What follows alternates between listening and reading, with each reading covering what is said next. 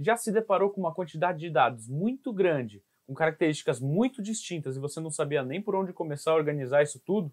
Então você veio no lugar certo. Eu sou o Thiago Marum e no vídeo de hoje você vai aprender a resumir dados, os principais tipos de variáveis e as vantagens de um bom agrupamento de dados. Vem que eu te conto tudo.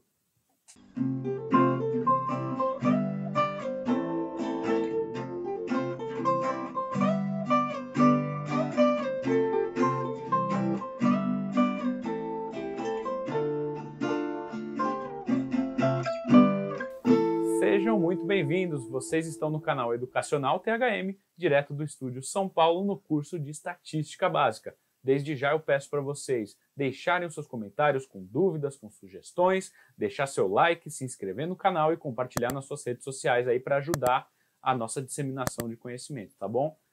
Então, vamos começar.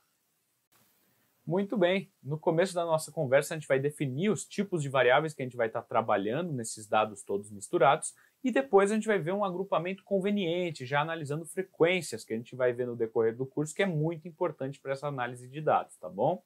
Então, você tem lá um conjunto de dados muito grande, como por exemplo o resultado de um censo ali de uma população, e aí você tem resultados para cada indivíduo da população, com diferentes características. Você tem a altura de cada indivíduo, você tem o peso, você tem o número de filhos, você tem, por exemplo, o estado civil, o nome, por aí vai. São características distintas. As características a gente vai dar o nome de variáveis, a gente vai denotar elas por variáveis. Então, a variável nome do indivíduo, a variável peso, altura e por aí vai. Muito bem. Então, para cada variável, a gente vai ter um tipo para classificar ela, né? Então, o nome é distinto do peso. O nome costuma ser definido ali por uma palavra, né? E o peso por um número. Isso tem que ter alguma diferença em termos de classificação. Então, num primeiro momento, vamos olhar ali no fluxograma, a gente vai dividir a nossa segmentação dos dados em dois tipos de variáveis. As variáveis qualitativas e as variáveis quantitativas. Vamos falar das qualitativas. Elas, podem ser representadas por atributos, por qualidades, por algo que não é numérico. Então, uma variável qualitativa seria, por exemplo, o nome da pessoa, o nome de um indivíduo. Se você tem ali uma família, você também tem o grau de parentesco, é uma variável qualitativa, pai, mãe, filho. Agora, vamos pensar, dentro dos tipos de variáveis qualitativas, a gente tem mais duas classificações possíveis, que são as variáveis que não tem alguma ordenação possível ali, não tem diferença entre elas, então o nome, não existe um nome melhor que outro, maior, menor que outro. E a gente tem as variáveis em que tem uma certa ordenação. Nesse exemplo aqui, eu posso dar a ideia de grau de parentesco, como se o avô fosse anterior ao pai, que é anterior ao filho, por exemplo. Então, ambas são denotadas por valores não numéricos, atributos, que não são numéricos, não é um número, mas que tem essa diferença. Em um caso a gente não tem uma ordenação possível e no outro a gente tem. Então, para o caso em que a gente não tem ordenação possível, a gente vai chamar a variável de qualitativa nominal. No outro caso, a gente vai chamar a variável qualitativa de ordinal, no sentido de que há uma ordem, tá bom?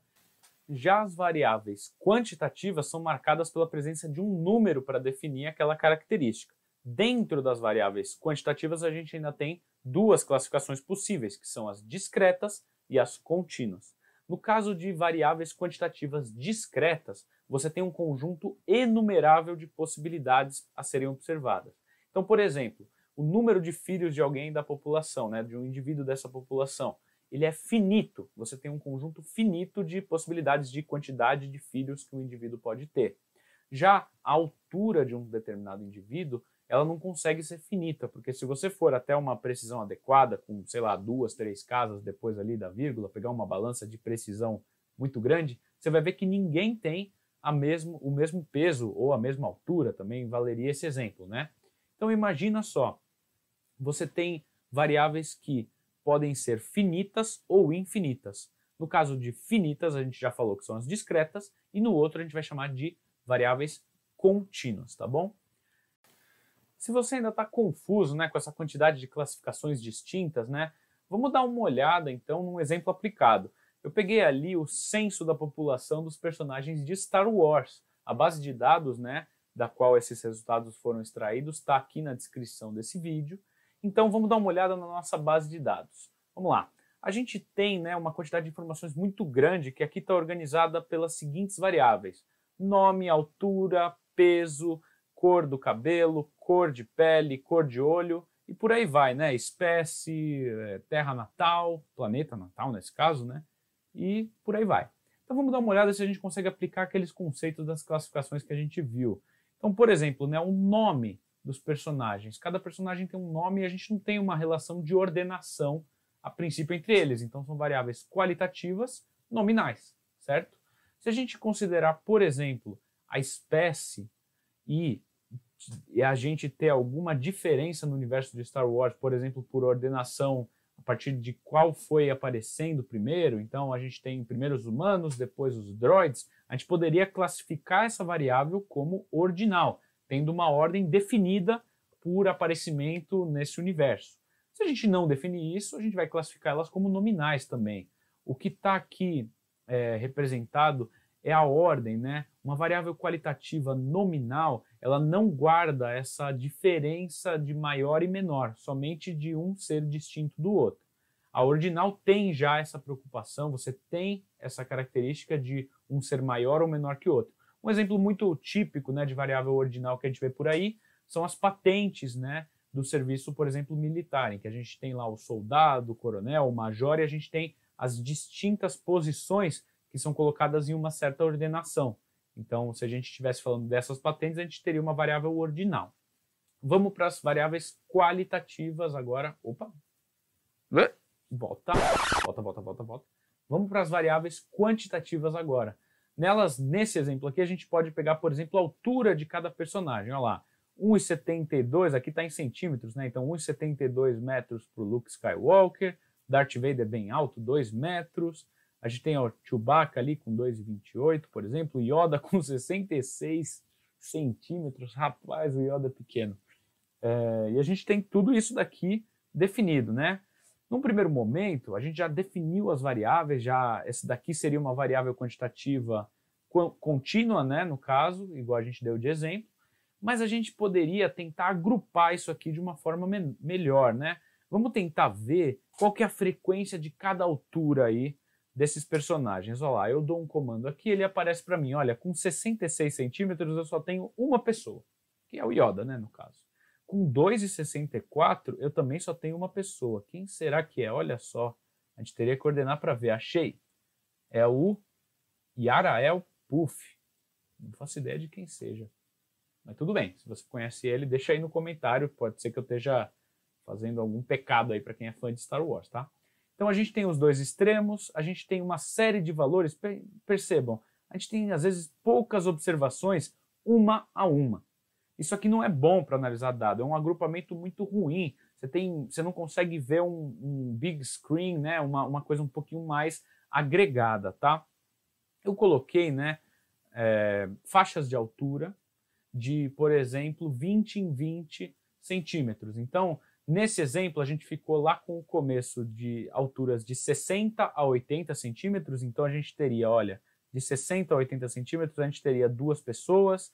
Depois de 80 até 100, a gente teria mais essa quantidade aqui, ó, 1 mais 1, 2 mais 2, 4 mais 1, 5, e por aí vai. Fui tabelando esses dados baseado nesses intervalos de altura. Isso aí vai ser um procedimento que a gente vai ver mais para frente. Estamos agrupando, a gente tem uma quantidade tão grande que para começar a visualizar melhor o problema, a gente vai agrupar esses dados. Eu defini intervalos de classe de 20 centímetros, partindo de 60, e a gente vai até lá 280, se eu não me engano.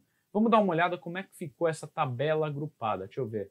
Apareça a tabela. Aí, ela está bem acima de mim. Olha lá, a gente tem aqueles dados que eu tinha mostrado para vocês não agrupados. E agora, olha, os intervalos, opa, lá para aquele lado esquerdo, né, de vocês. E a frequência, eu estou na frente. Espera aí, vamos sumir. Sumiu. Aê, muito bem. Então, agora que a gente está vendo isso daqui, a gente consegue analisar melhor o nosso cenário em que a gente tem, por exemplo, as maiores faixas de altura, né, a maior quantidade das faixas de altura dos personagens está entre 1,60 e 2 metros. Olha lá, a gente tem 29 pessoas com alturas entre 1,60 e 1,80.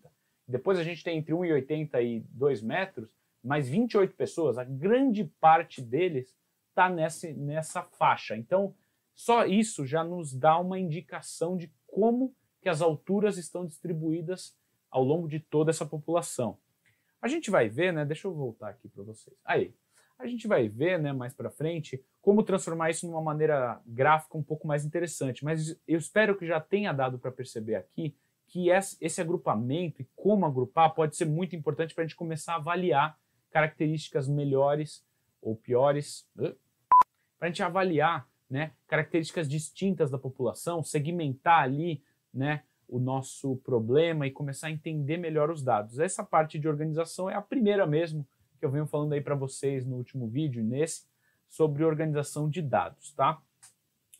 Bom, no final das contas a gente viu os tipos de variáveis, a gente também viu um tipo de agrupamento possível num exemplo aplicado. No próximo vídeo a gente já vai ver uma representação muito importante chamada histograma e também um gráfico de frequências, que a gente já está vendo, essa relação das frequências com probabilidades, a gente vai começar a entrar nessa seara aí. Eu espero que você tenha entendido tudo, se não entendeu, deixa nos comentários. Eu sou Thiago Marum, foi um prazer estar com vocês e nos vemos na próxima. Valeu!